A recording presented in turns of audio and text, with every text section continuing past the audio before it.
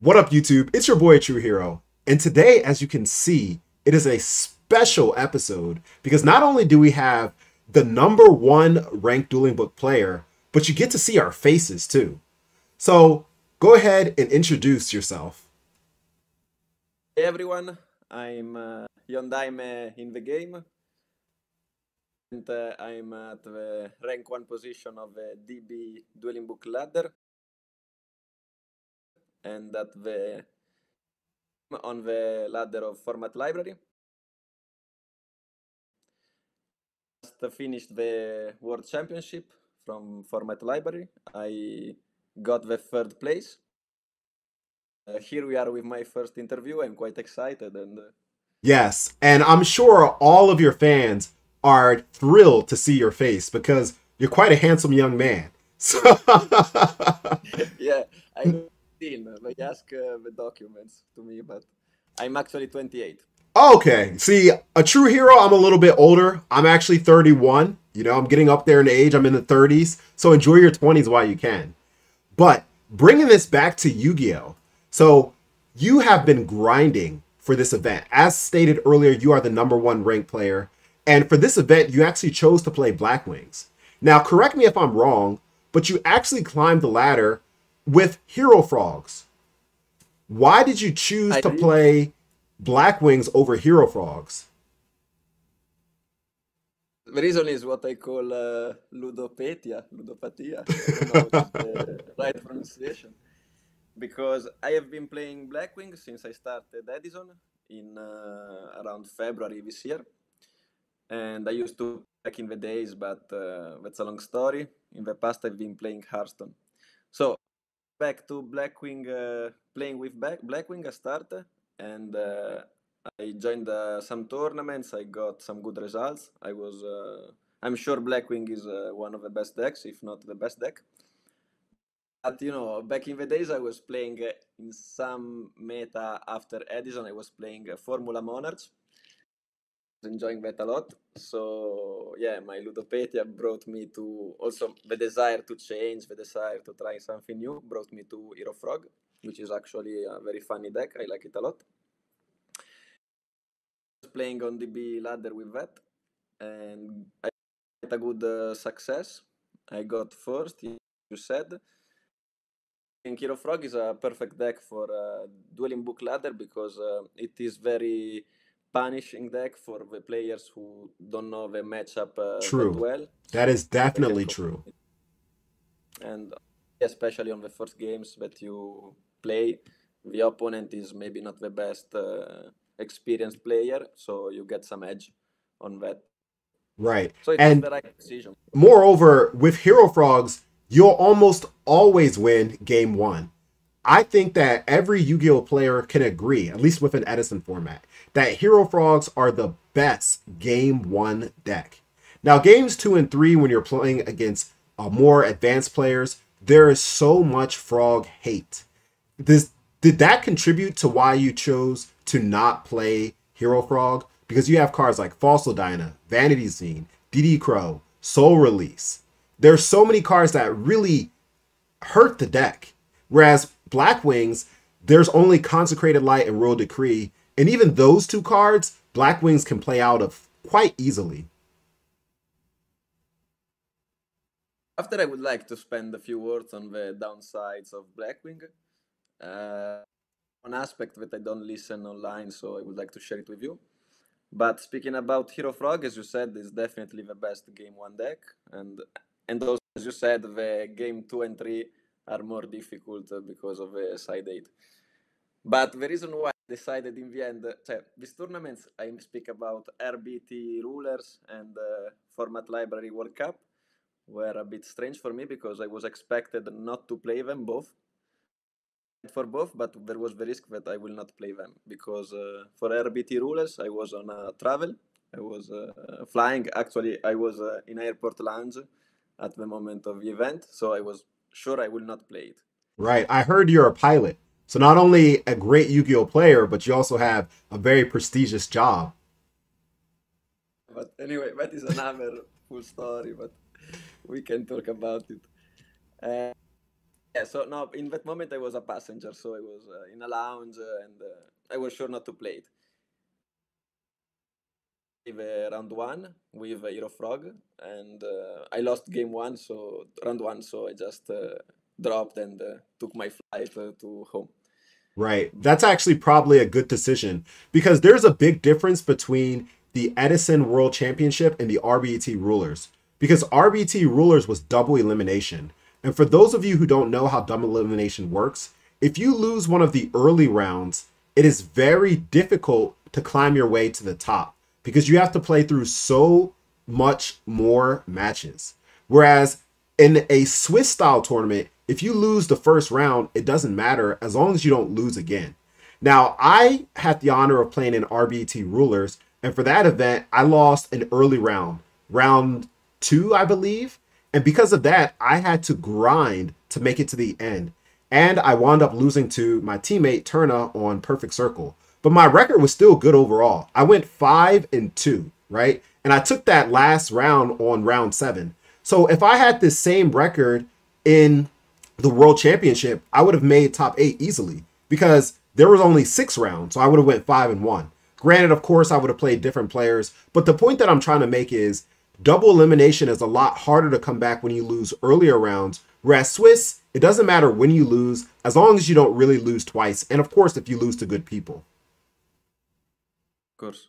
But what I want to say is that even if I won round 1, I should drop on round 2. So that was just, I played for because that was a nice tournament to play.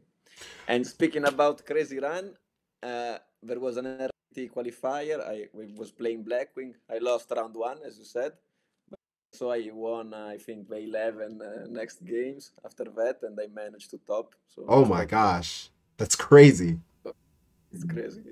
Well, there's one thing that I want to talk to you about before we get into the replay, which we're going to discuss very shortly. And that question is, you, of course, are a member of Perfect Circle, so I'm thrilled to have you on the channel so we can discuss more about Perfect Circle. But how does it feel to be on this team?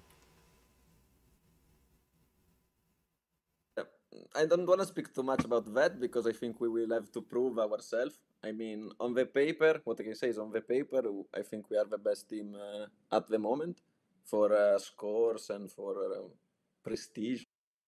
So I'm really proud to be here, but also happy about my previous team with Twilight Thrill, which also made a very good result on this World Championship, since both me, Samo Pusteno, and Turna were from Twilight Thrill. So I'm happy to be in the middle of 2 incredible teams, and I'm looking for the next season with Perfect Circle. I'm sure we will do great, but we will see if we will win or not. I like your attitude, right? We have to stay humble until the end. Now, with all that out the way, let's go over your replay with James Ark. If I make an introduction, was round 4 of the World Championship. We were both 3-0 in this moment. And probably who win this game will get to the top, probably, because with 4-0, even if you lose the last 2 rounds, probably you anyway join the top.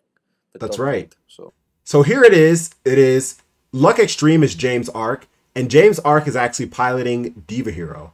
And of course, we know Yondaime, he's playing Blackwings. So let's go through this, and we're going to have an analysis of the game. So you do win the RPS, which is good for you. So you can tell us about why you chose to do the plays that you did. James is on ATrueHero. I don't know the list, unfortunately, but so this is start with a generic ATrueHero. This is not one of the matchups I'm most skilled with, probably because there are not so many players, but luckily teammates, I had some tests with you in the past months, and that helped a lot. Thank you. So here I decide Kalut, I think maybe to set one more back row. I don't. I think this is a safe generic play because I set the trap dash shot, which of course you must set here. Right. I agree with that. Setting trap dust shoot is kind of like setting a free card because 100% it's getting activated. So as you will see, I will not use it immediately. So now James Continue. draws into his opening 6, and he only has one monster in his hand. And just as you said, you decide to hold on to the Dust Shoot, which worked out in your favor because most players they would have flipped Dust Shoot immediately. But now James he goes E-Call, which I agree with because in his opening hand he had both E-Call and Rhoda, so he can save the Rhoda for Dark Grepher and use the E-Call on Stratos. One of the benefits about running E-Call is the consistency of opening first turn Stratos more often. Now, I personally don't run it because I don't want to pull a dead card. However, we have seen it have a lot of success in the past, here with James Arc and even with Benjamin, who won a Ultimate Time Wizard event with Diva Hero, main decking one E-Emergency Call. Now, after he adds this, you immediately know that Stratos is trouble, so you flip up, trap Dust Shoot, and you decide to actually send Gores back. Now, why did you decide to send Gores back over Stratos? Fortunately, I also had the Rota. So the problem was if I sent Stratos back, he can just play Rota, reinforcement of the army, and just take it back. So expect from him to play Stratos, add Prodigy, play Allure, remove Prodigy. Right. Exactly right. And I completely agree with that play, right? So summoning Stratos, you bottomless right away. He adds Prodigy, and he thins out the deck first with Rhoda, and then he allures, banishes the Grepher, and now you don't know that he pulled in the Heavy Storm. So James made a very heads-up play here by electing to set Heavy Storm, because it will in turn make you think that he doesn't have Heavy Storm so that you set more back rows. And on your turn, you flip up the Kaloop, go for damage, which I really good. You set 2 back rows, and funnily enough, right, James Arc winds up drawing the Gores. But anyway, yeah, he here makes an amazing play to set the Storm instead of the Solemn Judgment that I was expecting. So my play was just to set Icarus and just destroy his Judgment and the next monster he will play. But here he kills me in this turn. The game is over basically because Right. that was a storm after.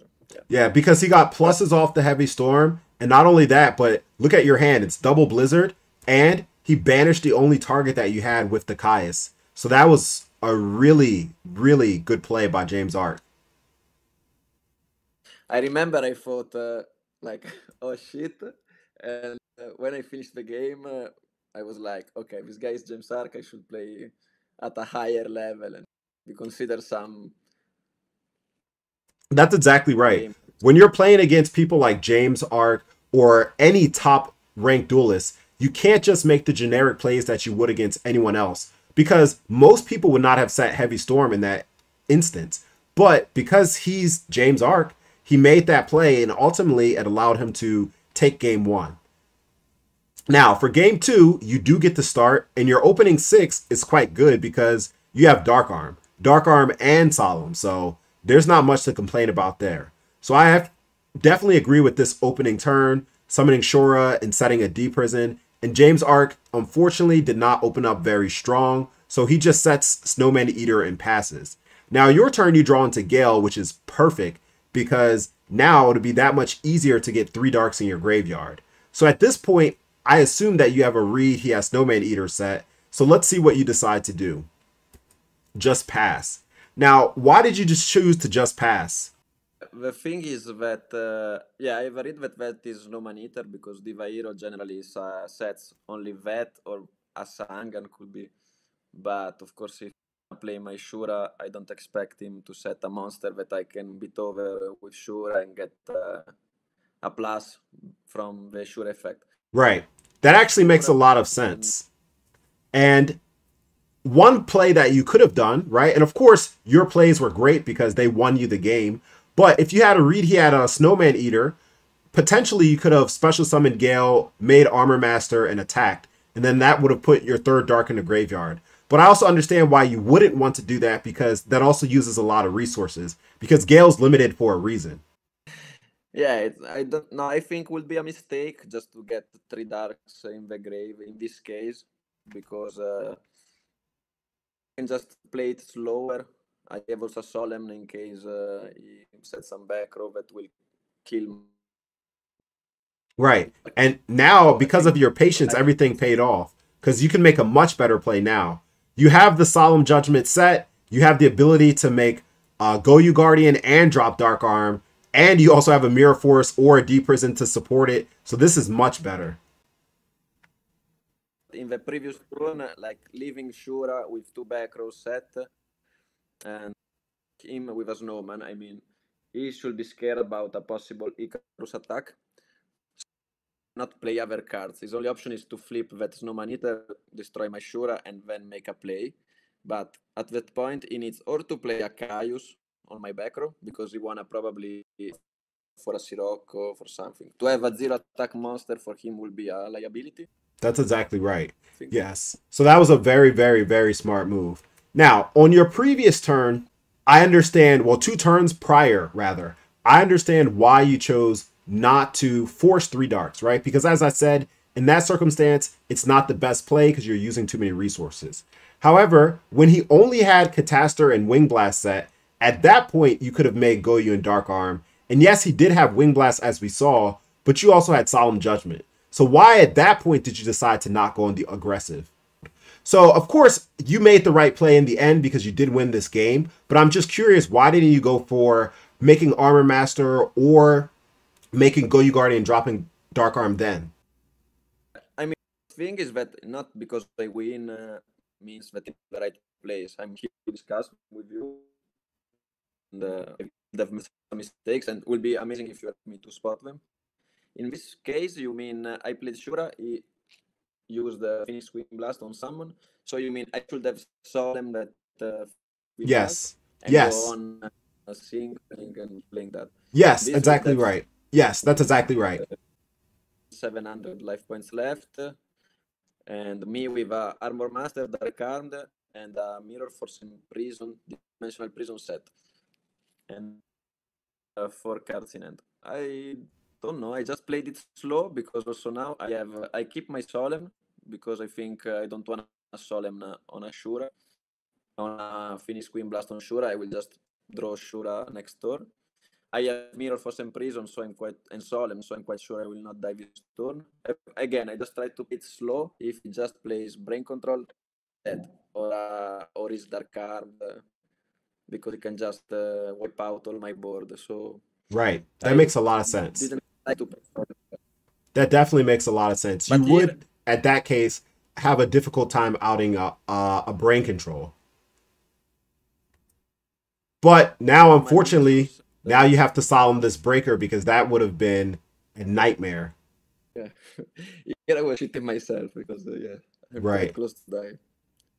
And then here he sets Bottomless. You draw the Shore again, and of course you made the right play by summoning the Qualoot and special summoning. Yes.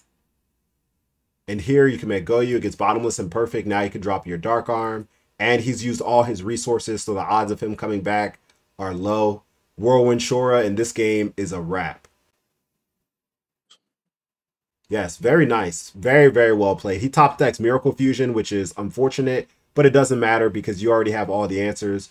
Summon Blizzard, bring back Shora, don't Synchro because you don't want to lose to a Bottomless in the top deck. Make Brio, great, perfect. So in that game was the option where to Prison or Stardust or Catastor in that turn.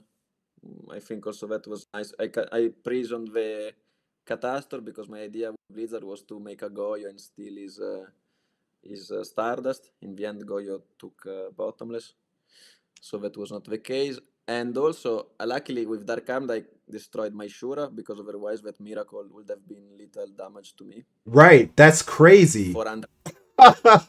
Yeah, that's crazy. But I mean, that's exactly what you have to think about, right? And that's exactly why you are where you are, because you think about all the possibilities that you could potentially lose to, whether it be a top deck Brain Control, a top deck Miracle Fusion, and you do your best to play around those situations, and that's why you were able to win that game. Now, on to the last game, game 3, we can see that James Arc goes first, and unfortunately for him, he opened up Diva and Spine Gilman. But regardless, his hand is still quite good because Caius wrecks Blackwings, and he has a hero on the water that is easily accessible with Miracle Fusion. So that's, while not the greatest hand, far from the worst hand. So James Arc has quite a good hand. Now, his opening play, he decides to set Spine Gilman. And I disagree with that, but I understand his logic because he's thinking that you're going to think it's a Snowman Eater. So you're not going to summon Shura and beat it over. However, the thing is, it's just too risky and I don't like to lose my Spine Gilman for nothing. I would rather play in the sense of making my opponent think that I have Gores. So just completely passing. And then depending on what my opponent does, I can either next turn special summon Prodigy, sack for Caius, or I can either summon Spine Gilman and beat over if you summon like a Bora, or if you set a monster, which is likely a Vayu. But that's just me with Diva Hero. So now here's your... paid off for him. Yes, it did. It did. I was scared of another Snowman. Right, exactly right. Yeah. I mean, just like I said, that was his logic. He set that because he knew that you would think it's a Snowman Eater. So it worked out. And if I was in your shoes, I would not have attacked that face down either. So very good.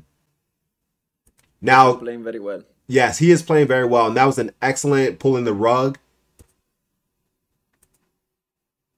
Now here, you decide to attack direct for 14, which is great. However, I understand why you didn't summon Shura, because of the risk of Bottomless or Torrential. However, if he Torrentials, you have Blizzard as a follow-up. And if he Bottomlesses, I mean, there's no way you could not play around Bottomless, right? You have to get that card out the way. So, was there any reason why you chose to just attack with 14? The reason is just to avoid Torrential or Mirror Force. Mirror Force was not even in his list. I discovered that watching the list. Yeah. But this is good though. The main phase 2 summon, because this ensures that at least you get the damage in. And okay, he just had Dust Tornado, which is good. He draws in a Heavy Storm, which was savage. That was like you see that he pushed it face down after he moved it. I don't know. You think that was intentional or? Oh no. It's funny that you say that because sometimes when I'm like just playing games with my friends, I'll do that, like exactly what James Arcs did. Like I'll set the card face down and then I'll pass it to the opponent. And then they flip it up and it's Heavy Storm. But I think that James Arc is kind of more of a serious person, especially when it comes to Yu-Gi-Oh! So I don't think that he would try to like kind of joke around like that. I think that was just a misclick.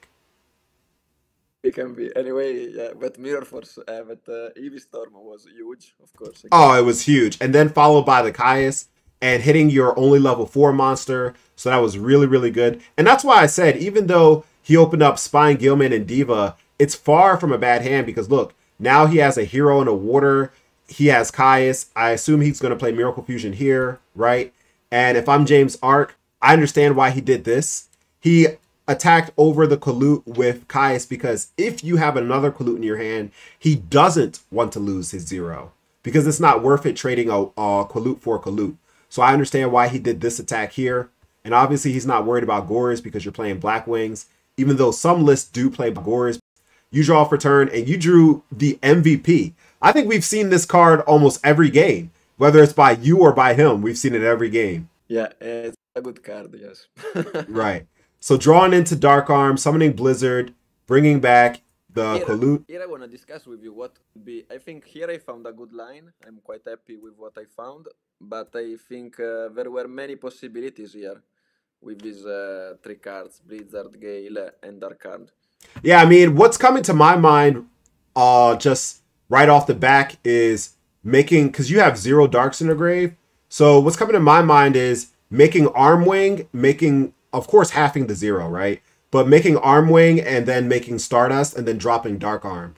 That way, when you pull into a Vayu, you have Vayu and Armwing. And also, you have Stardust Dark Arm on the field at the time. So, you know, you can just go Dark Arm run over Caius, Stardust run over 0, Tribute to negate. And then your end field is Stardust Dark Arm, and he has nothing on his field. So that's what I see. But I'm curious to see what line you chose to do. So, of course... I don't know if it is the best, but I kind of like it. I mean, yeah, this is good. This is good, too. This is good, too. My only thing that scares me is if he draws into a Caius here, right? Because if he draws into Caius here, then he tributes 0 for Caius. and Zero's mandatory chain link 1, and then you don't have a chance to respond with Stardust, so Caius will banish the Stardust. But notice that he already played 2 Caius, I think, if I'm not. That's true though, so I see why you did that. Yeah, that's true. Also, that is true.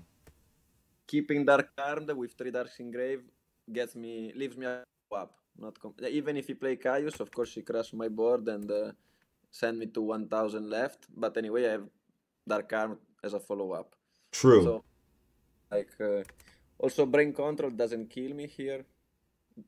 Brain plus Diva, but he doesn't have Gilman, so true. I think here I'm safe from everything.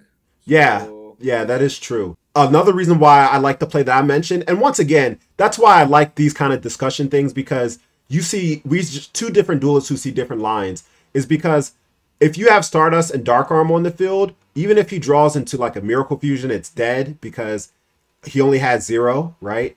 And outside of Brain Control, the board doesn't break. But I like how with your field, like you said, even if he does have Brain Control, it doesn't do anything. So here, another Miracle, yes, will crash my board. But even if he crash my board with Brain or Miracle or Caius, I have a Dark Arm, which is not a bad card as a follow-up. So to again and take advantage. I think it was a nice line. Not easy this one, I think. That was a good Wing Blast. Yeah, but now this game is over. What did you? Card in that spot. In main phase 1, if I play Dark Hand on his absolute Phoenix Wind Blast, after that, if he just Phoenix Wind Blast my Stardust, I remain with Dark Hand and Goyo, and he with absolute 0 will crash my board again. So also here was nice to hold the Dark Arm, I think, until time to play it. Right. I mean, and at this point now, because you saved the Dark Arm, no matter what James Arc draws into, it's over. I mean, even if he draws into a Miracle Fusion, Zero can't beat over Dark Arm. And you have Deck Devi in case he draws into Brain Control, so this is really good. He does draw into the Miracle Fusion, but like I said, it doesn't do anything. He's forced to crash, which you're okay with. And then that's perfect. You draw into Sirocco and Brain Control. Okay, so yeah, this is just getting out of hand step by step. And now James is pulling miracles like it's his day job. And you're free to set your back rows because he's already used Heavy Storm. But yeah, he chains Dust Tornado here, which is perfect. Eated my Mirror Force here, probably I would have lost. Probably right. The game. Incredible. It was a crazy game. And he's at 31. So you think, very smart play. Forcing him to drop Gores here. Oh, and you guys went into time. Because I was taking a lot of times. All these plays took 1 hour, and I'm sorry for James. Yeah, right. Actually, we can see the log. Yeah, it's been 50 minutes. And that was such a dirty play. Oh my goodness. Brain Control the Gores and Deck Devi him with his own Gores. That is such a dirty play. My goodness. All right. Top deck Dark Arm, the only card now. Right, and then he draws into the Malicious, but of course, there's nothing. I mean, he could have banished Mali, especially summon Mali, but it's just stalling at that point, and the time was called. So very unfortunate. I wonder if you drew your next card. No, you left the duel, but still, really, really well played by you. Game, I don't know if there was something different I could have done. Probably game 1 around Storm, but yeah, it was just good, I think. Nothing I can do. Now that we got a chance to watch your replay, and I just got one more, well, 2 questions to ask you, and then we'll wrap up this interview.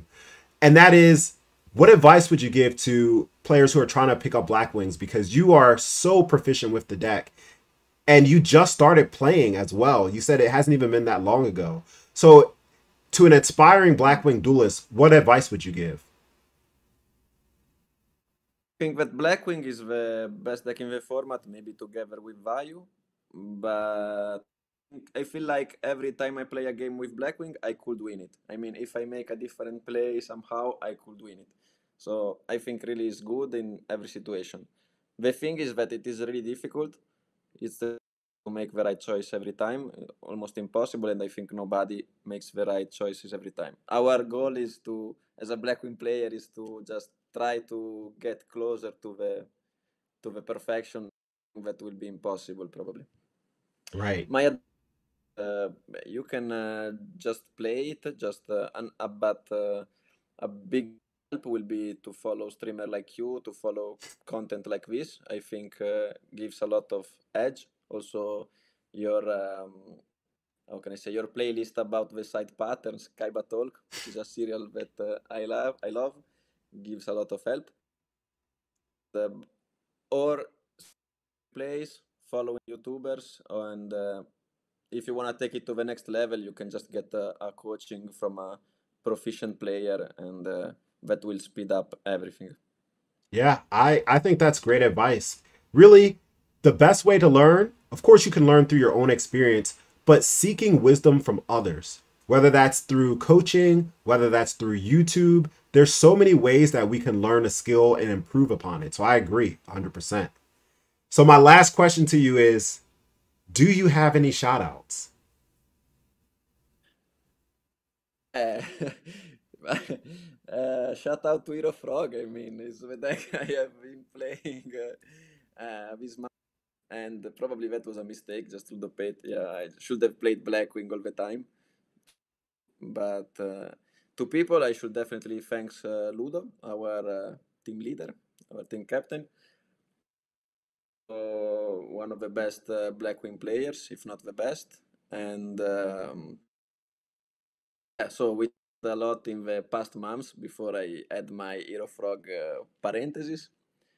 And also, our list in this tournament were quite the same, and we made both top 8 or yes, top. So yeah, shout out to him, and shout out to all the perfect circle, like Turna also, that unfortunately defeated me. It's the only game I lost in Yeah, he took top me out at 4. RBT Rulers too. Strong guy and a very good player. And